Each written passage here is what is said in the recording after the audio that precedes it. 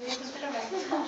Започваме нашата игра. И първо сядаме както сядат йогите, изправяме гръбчето, пускаме раменца, лицето също, затваряме очички, събираме длани пред гърди и си казваме нашия поздрав два пъти, който е светлината в мен поздравява светлината в теб. Заедно започваме. Светлината в мен поздравява светлината в теб. Светлината в мен поздравява светлината в теб. И сега отваряме очички, лягаме на постелките с гръбче, с глава към центъра.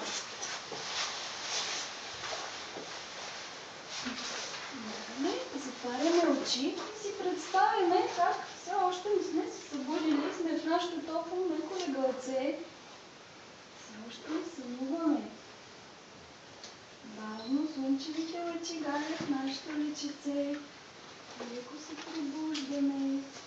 Усещаме топлинката, влизаща през прозореца. Бавно размърваме ръчички и крачета. Протягаме телцето нагоре. Отваряме очи. Бавно се изправяме. Ставаме от леглото.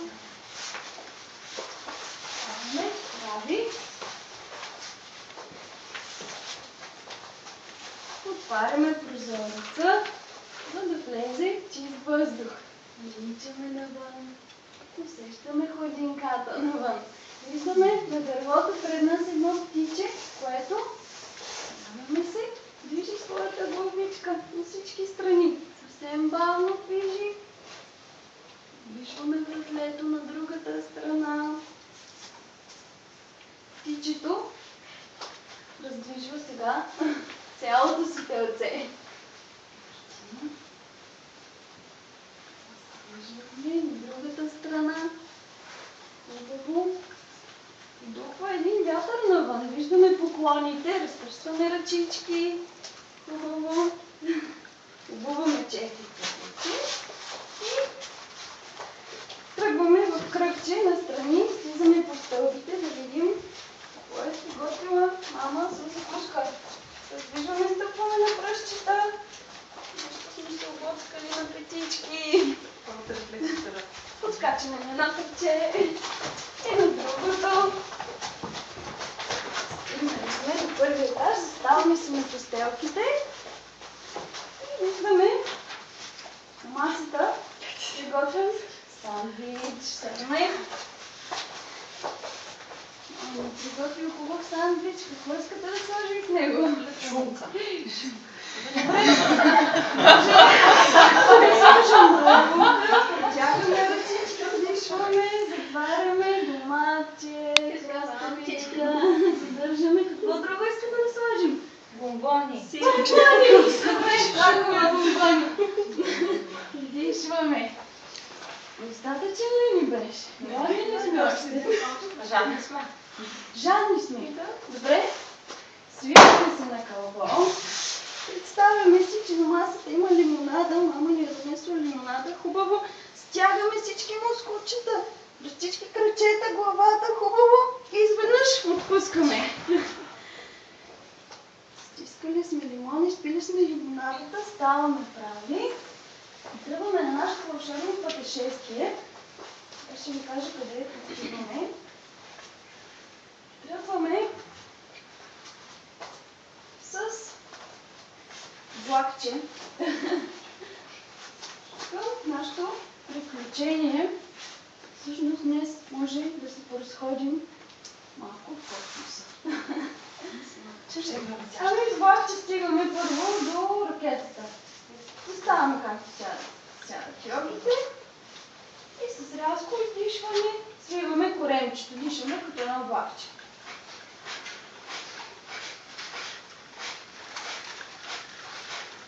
Достатъчно. Стигнали сме до нашата ракета. Сега слякаме на ходилица. Представяме си как ще излетим. Само че време от 10 до 1 бавно се изправяме. Започваме. 10, 9, 8, 7,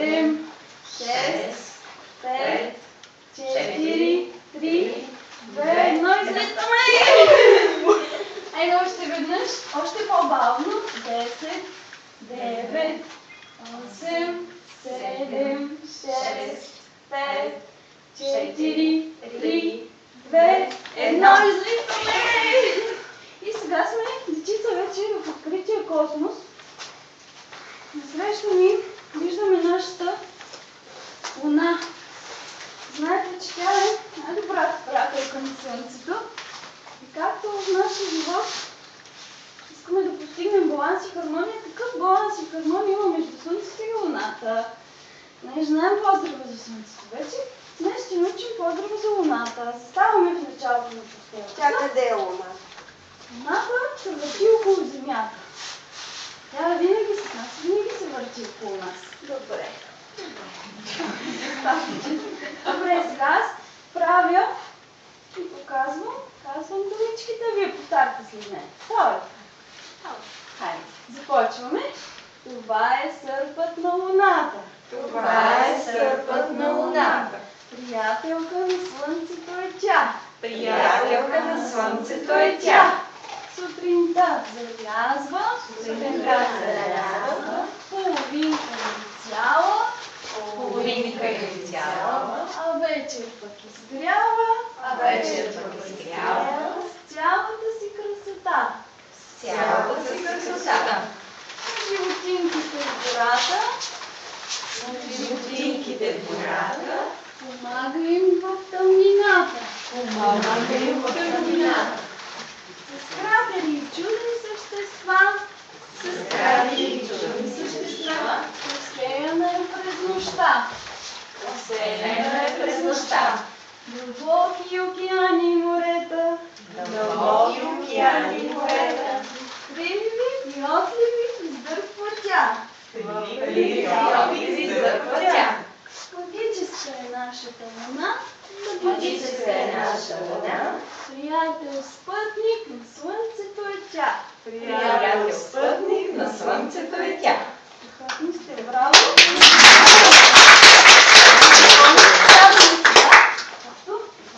Сядат йогите, ще ви кажа само няколко две-три думички за Слънцето и за Луната. После ще се почиваме. Така, Слънцето, всъщност представете си тяхната връзка като връзката между татко и мама. Именно Слънчицето е нашия татко, Луната е нашата майка. Когато Слънчицето изгрее, всъщност ние сме активни през деня, дейни, играем си.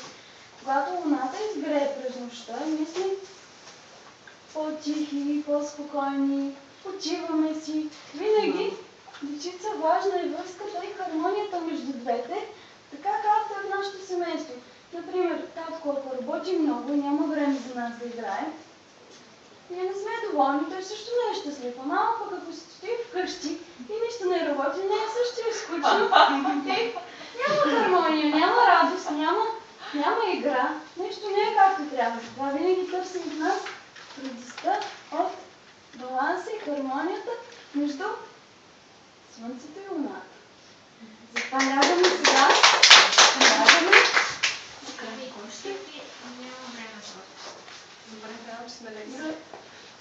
С две-три думи са. С главичката на центъра. Ставяме си.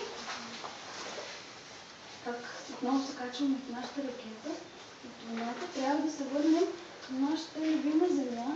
Затваряме очички, отпускаме телцето, кръцето настрани и навън. Дишаме в коремче. Ставаме си как излитаме в открития космос. Около нас има много, много звезди. Ние всъщност сме част от тях. Бавно се приближаваме и в далечината виждаме една чудна планета. Нашата планета Земя, освен с всички цветове, толкова красива. Представяме си я. Прегръщаме я мислено и бавно се спускаме към нея. Измяваме се, лекичко размърдваме от ръчички, кръчета. Виждаме се и благодарим, че сме на тази чудна планета Земя.